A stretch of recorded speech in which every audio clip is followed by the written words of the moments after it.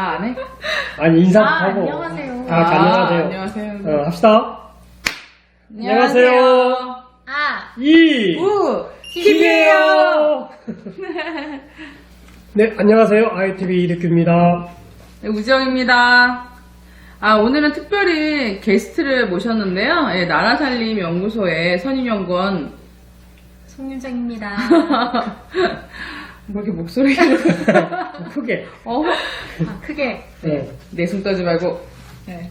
예, 오늘 오후에 그 긴급 재난지원금, 정부요. 예. 정부의 긴급 재난지원금이 전 국민에게 지급되기로 여야 합의가 이루어졌다는 소식이 들렸고요. 29일, 맞지? 29일. 네, 본회의 통과가 예정되고 있습니다. 네네네. 오늘 여야 합의를 했고요. 그래서 추경 예산은 저번에 추경이 7조였죠? 근데 이번에 이제 14조까지 늘어날 예정입니다. 그 지자체 매칭을 하기로 했는데 지자체 매칭분도 정부가 다 부담을 하기로 했죠? 근데 이제 국채도 좀 발행을 해야 될 것 같고요. 예. 그건 어쩔 수 없는 현실인 것 같아요. 하지만 전 국민들한테 다 지급하는 거는 좋은 것 같은데 어떻게 생각하세요? 윤건님은? 네, 대찬성합니다. 네.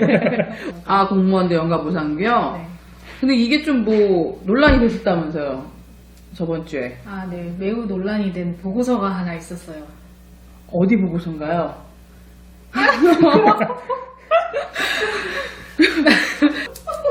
왜 말을 못해?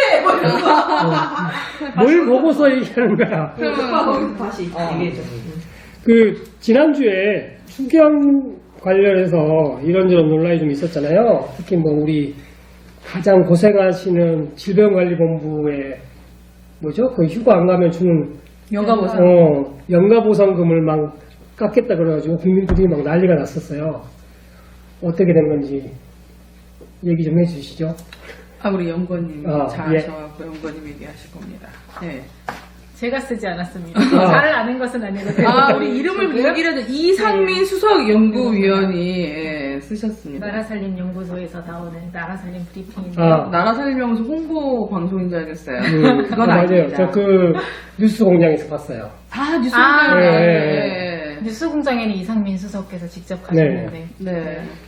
다음에는 모시도록 하죠. 이상민 수석도. 네. 그래서 그냥 뭐 간략한 내용만 알려주시죠. 네, 2차 추경안이 나와서 저희 이상민 수석님께서 분석을 좀 해보았는데 이제 적자국채를 발행하지 않겠다 그런 목표가 있었고 그래서 기재부가 재원을 마련하기 위해서 공직자 연가보상비를 삭감한다고 했어요. 그래서 이제 연가보상비를 근데 깎은 부처가 있고 아닌 부처가 있어가지고 형평성이 좀 들여다봤는데 일단 보건복지부의 연가보상비, 인건비 규모가 크니까 거기를 깎았다고 하는데, 이제 거기에 질병관리본부랑 이제 국립나주병원, 국립목표병원, 요즘 가장 이제 최전선에서 고생하시는 분들, 인건비를 좀 깎고, 좀 국민의 공분을 좀 산 부분이 청와대, 국회, 국무조정실, 인사혁신처, 요런 데는 삭감이 없었어요. 그러니까 고생하는 부처는 깎고, 그 다음에 이제 좀 권력이 다들 있고. 고생하시지만, 네. 어깨에 힘주고 있는 사람들은 안 깎고. 그래서 좀 형평성 논란이 있었군요. 네. 네. 그리고 적자국채를 발행하지 않는다고 했는데 사실상 F-35라는 전투기인지 네, 무기. 네. 매입 시기를 조절하고 결국에는 이제 그냥 미루기만 했고 사실은 언젠가는 사게, 언젠가는 돈이 나가게. 무기는 꼭 사더라고요. 해가지고, 네.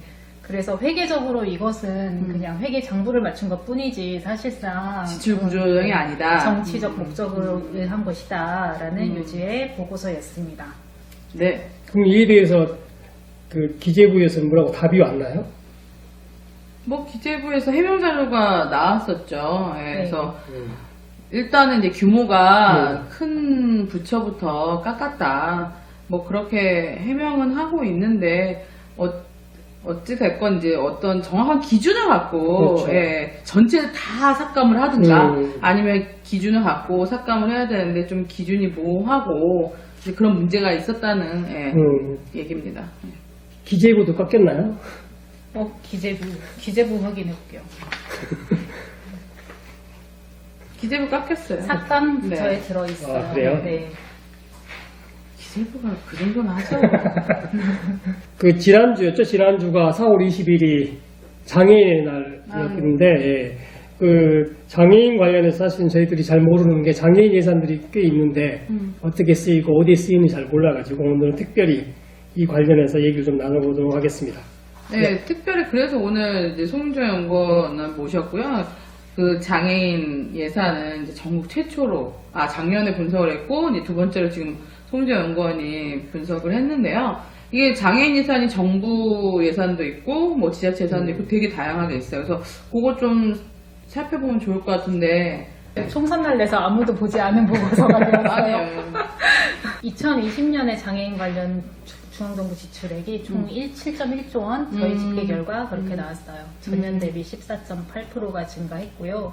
정확히 얼마라고요? 다시. 예. 총 7.1조 원. 7.1조 원. 예. 전년 대비 14.8% 증가. 예. 네. 그리고 2020년이 이제 박근혜 정부가 3년 예산을 이제 이거 편성 좀 집행하고 내리는 게 이게 괜찮아요. 예, 조금. 편성 집행을 했었잖아요.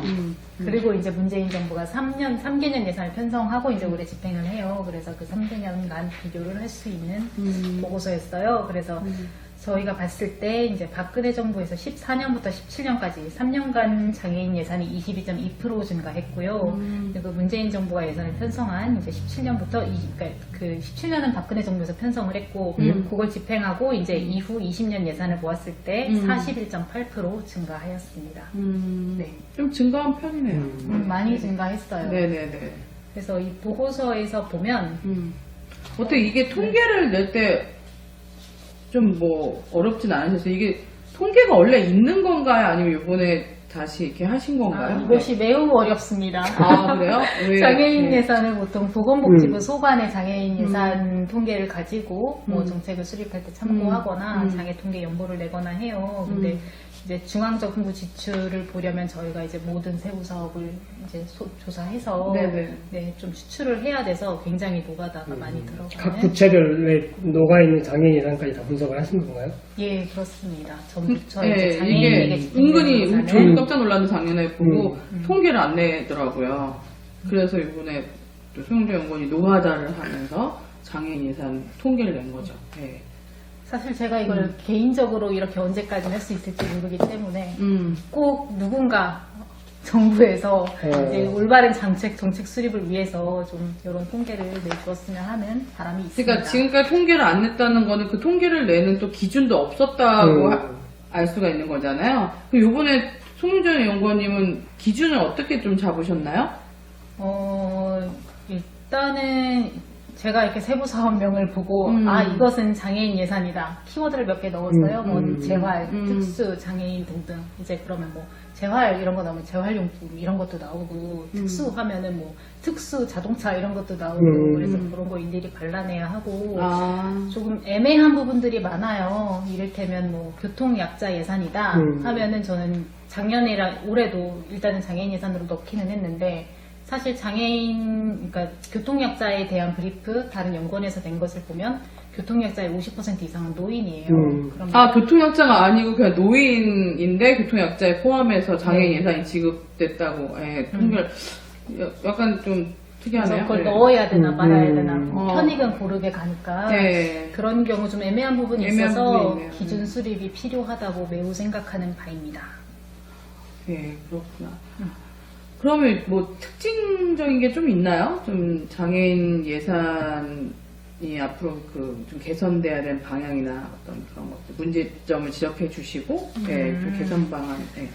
일단은 이거는 개선이 좀 되고 있는 부분이라고 저는 평가를 하는데요. 2018년도까지는 퀴즈 장애인 관련 지출이 가장 많은 부처는 어디일까요? 뭐 보건복지부 안에 보건복지부겠죠. 네, 현재는 그렇습니다. 그러면 2018년까지 장애인에게 지출을 가장 많이 한 부처가 어디일까요? 문체부. 그렇게 문체부? 생각하시죠? 그냥 막 찔른 거. 순실이 언니.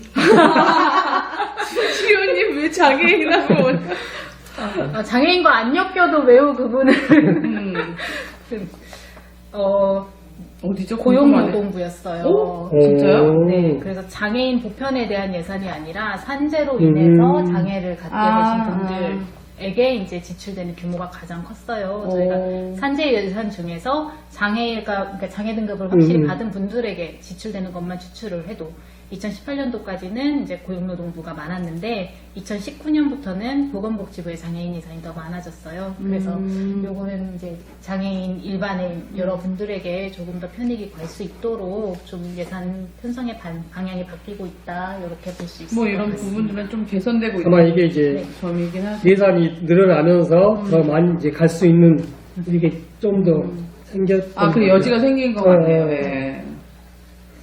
그리고 또 한 가지는 이제 제가 좀 문제점으로 지적한 것인데 그 문재인 정부가 들어서면서 국정과제로 제시한 것 중에 장애인 이제 자립 지원 탈시설화가 있었어요. 네, 있죠. 네, 네. 그래서 이제 3개년이 지났으니 저는 어느 정도 탈시설화가 진행됐을 것이다라고 생각을 했는데 그러니까 장애인 시설에서 예, 네. 나오게 되는 네. 우리 탈시설. 사회에 섞여서 그렇죠. 같이 살아갈 수 예, 있도록 예, 예. 하는 이제 예산이 이제 적극적으로 사실 많이 늘고 있기는 해요. 장애인 활동 지원 예산이 올해가 1.3조 원이고 이제 아주 크게 늘어난 것이고 방향이 그쪽으로 가고 있다고 보고 싶으나 그런데 신규 장애인 거주 시설이 올해만도 16개나 생겼다고 해요. 그래서 네. 그러니까- 근데 이게 국비가 들어가는 것만 16개니까 지방에서는 또 어떤지 모르겠죠.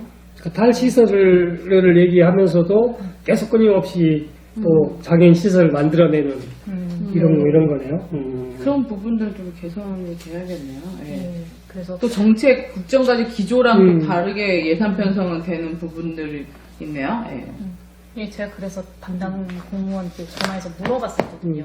근데 그럼 탈시설화는 어떻게 되는 것인가요? 했더니 좀 난처해 하시면서 저도 그것이 조금 의아한데 말씀을 하셨고 이게 사실 사업설명서에는 4개의 신규로 나와 있었어요.